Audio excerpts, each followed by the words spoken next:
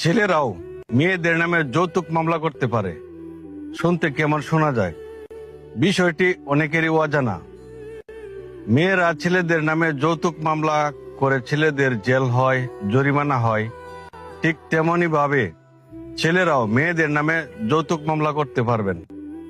যৌতুক নিরোধ আইনে স্পষ্ট বলা হয়েছে, যৌতুক নিরোধ আইন 2018 এর 3 ধারা বলা হয়েছে, স্বামী যদি স্ত্রীর কাছে তুমি ভোরের প্রথম আলো, তুমি মেঘের রঙিন ভালো, তুমি স্বপ্নে ভেজা গল্প হৃদয় জুড়ে শুধু চল আয়না,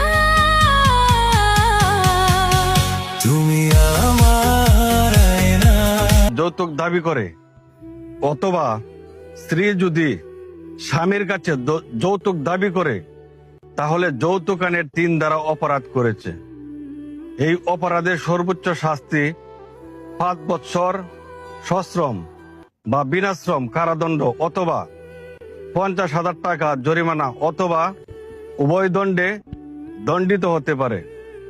কোনো মেয়ে যদি অনৈতিকভাবে তার স্বামীর কাছে বলে আমাকে দুল বানিয়ে দিতে, প্রতিদিন তোমাকে আমি চাই, প্রতিদিন তোমাকে যেন পাই, একদিন যদি দেখা না করো মনে হয় আমি মরে যাই।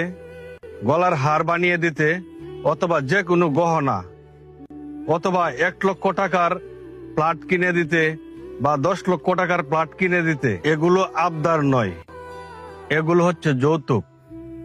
স্বামীর কাছে আবদার করতে পারে স্বামীর ক্যাপাসিটির উপর। এইসব দাবির কারণে যদি সংসার ভেঙে যায়, বিবাহ বিচ্ছেদ পর্যন্ত ঘটে, তাহলে আপনি মামলা করতে পারবেন।